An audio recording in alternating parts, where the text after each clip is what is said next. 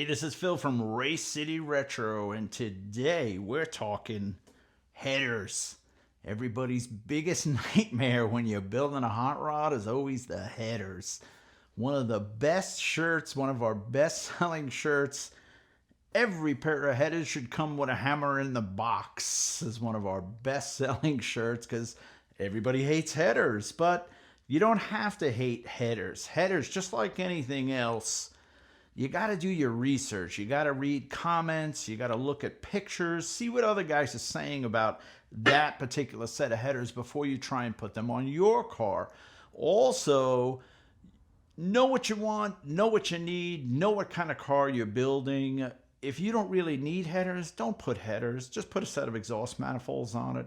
If you have a performance type car where you're looking to add performance or you have some work done, a cam, big car, whatever, yeah, you're going to need headers. But now, what type of headers?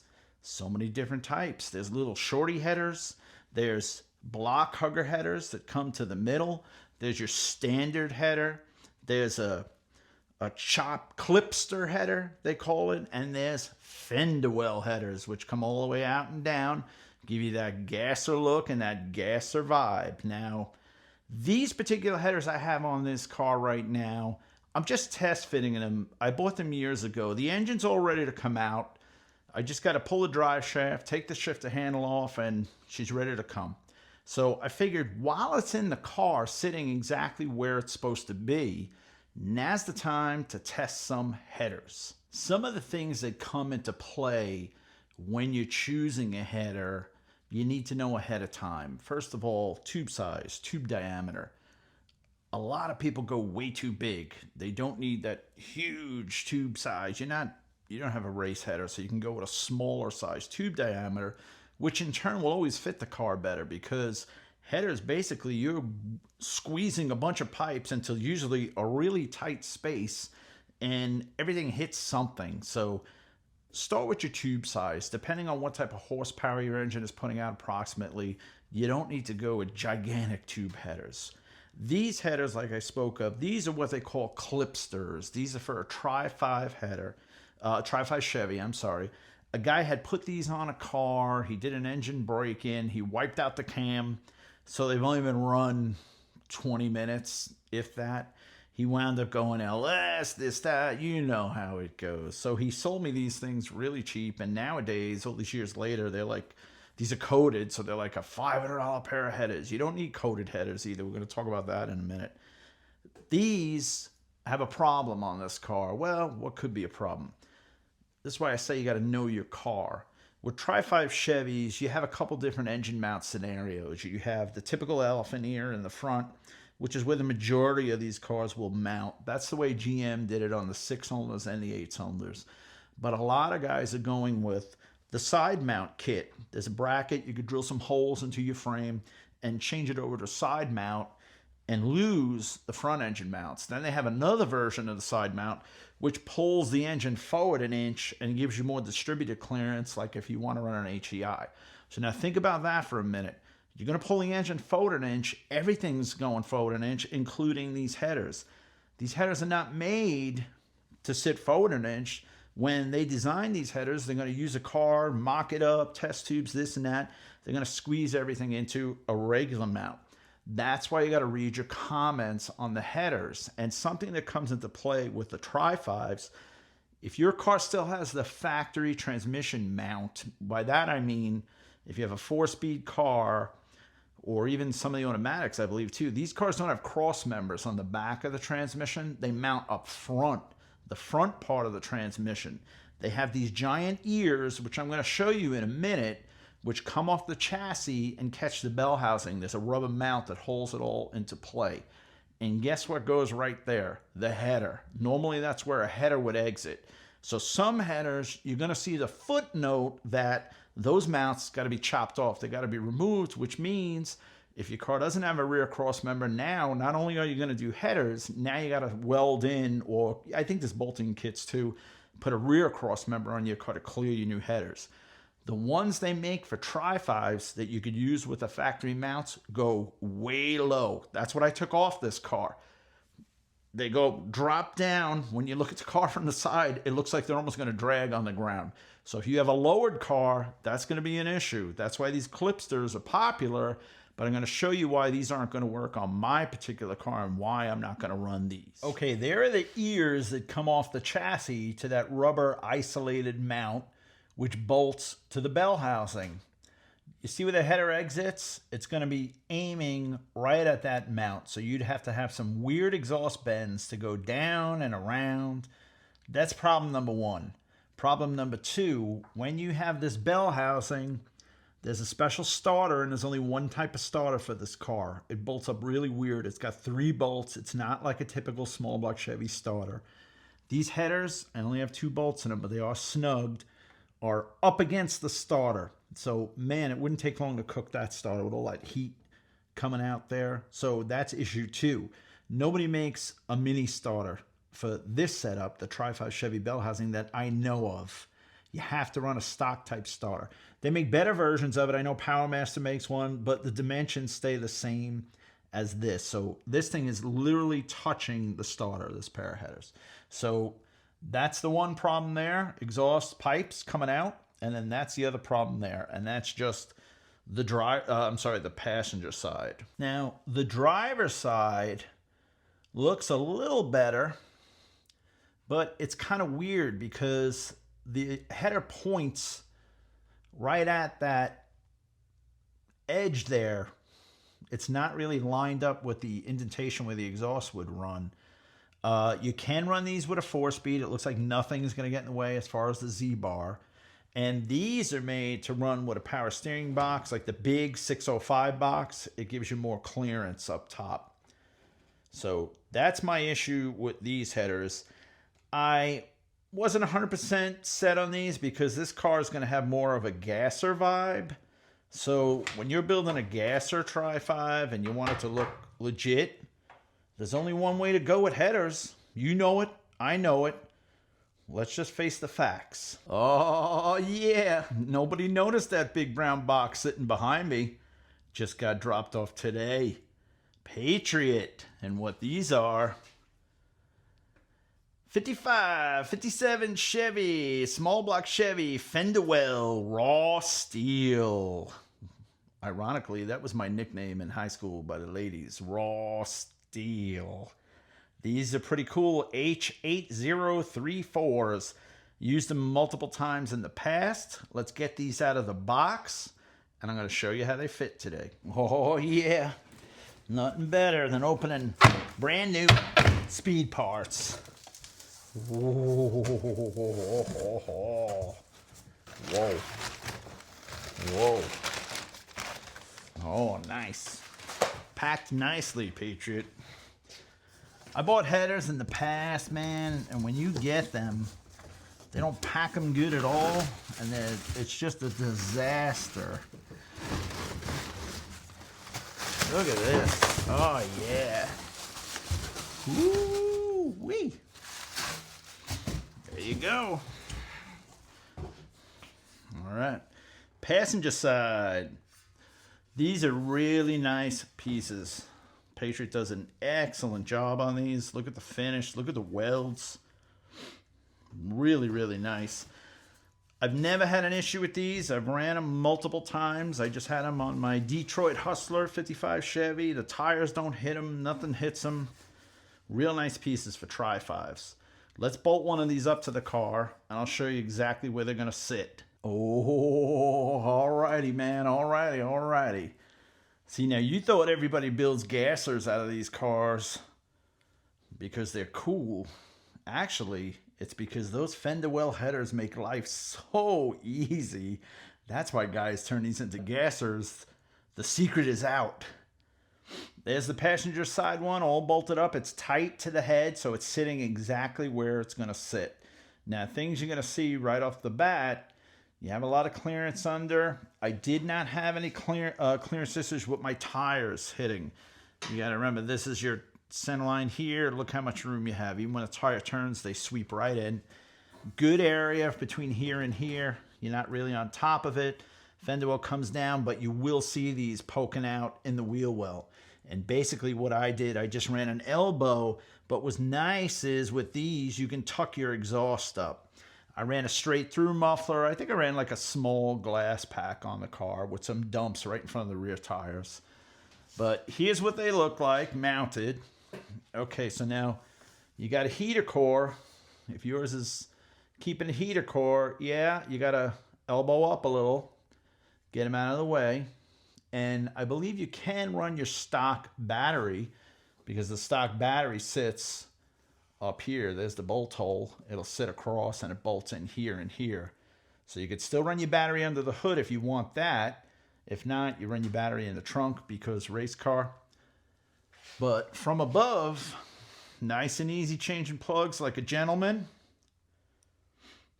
Makes a great place to warm your tacos. And that's what people see in your wheel well.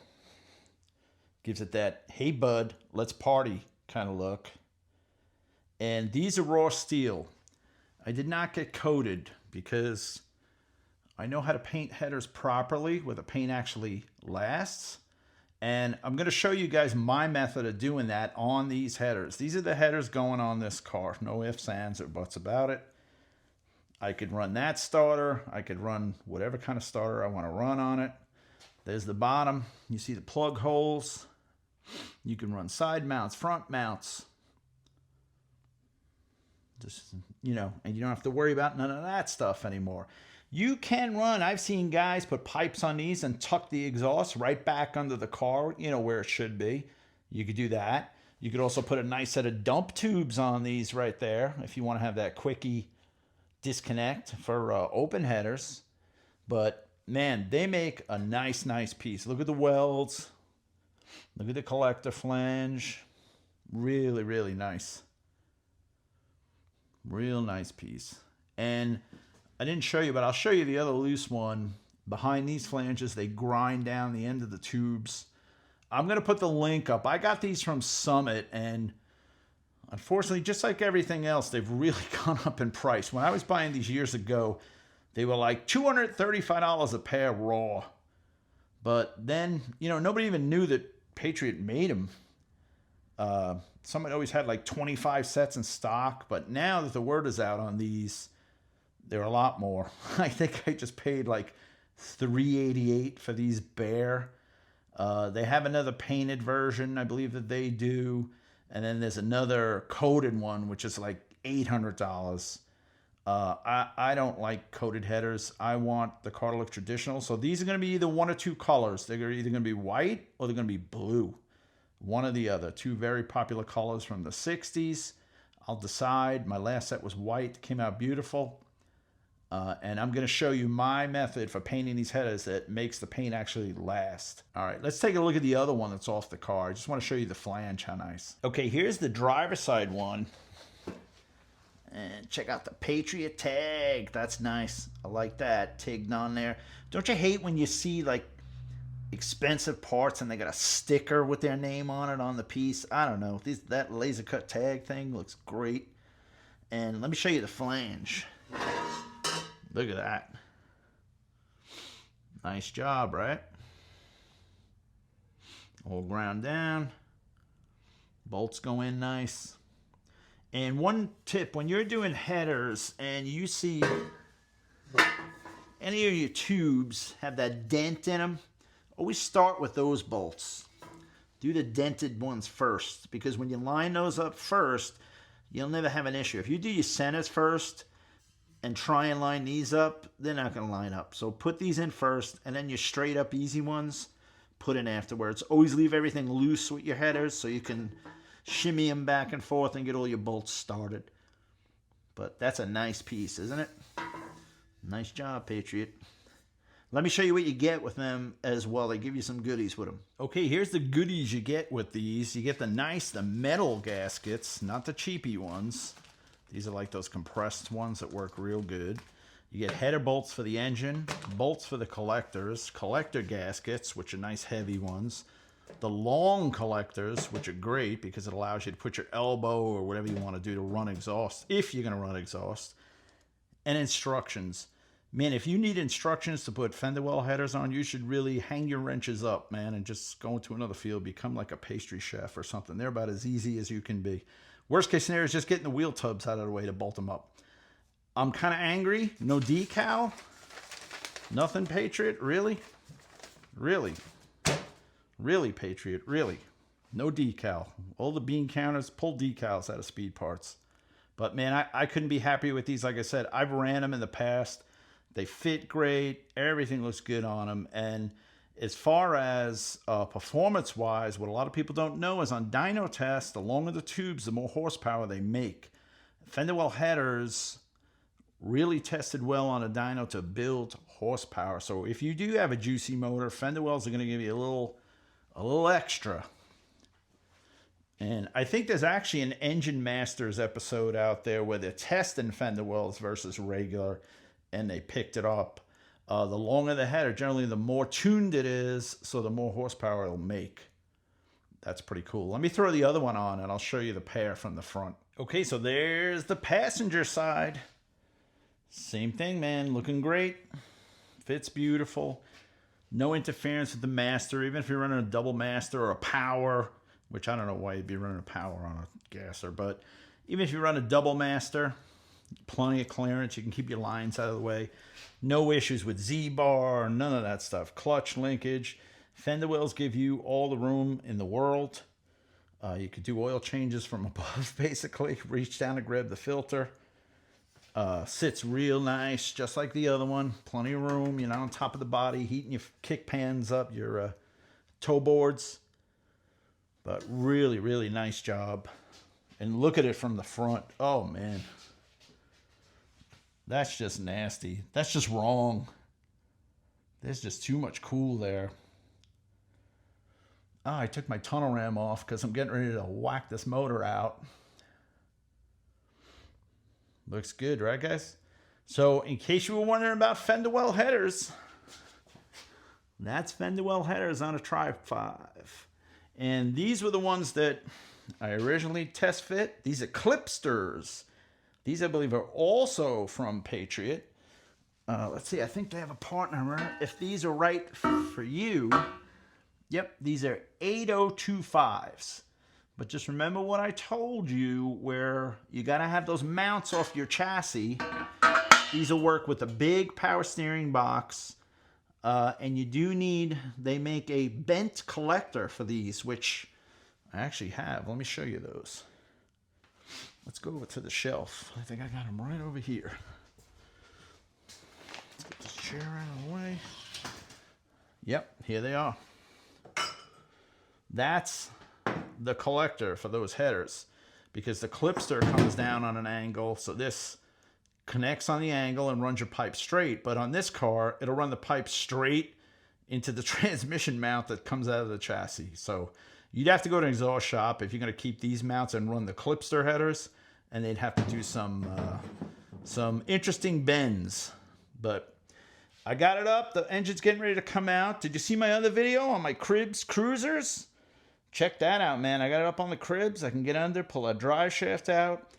These things are great. Watch our other video. You won't believe how cool these things are. The new Cribs Cruisers. And then we go along from there. Once the engine's out, then we start to clean and paint. All this stuff under the hood, the firewall.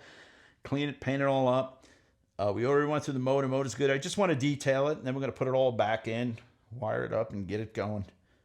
A little at a time. We're going on, I think, our second month now on this car. I've done a bunch of videos already. Be sure to check out my other videos on the 55 right from the day I got it. You can go all the way back on this car, everything we've done so far.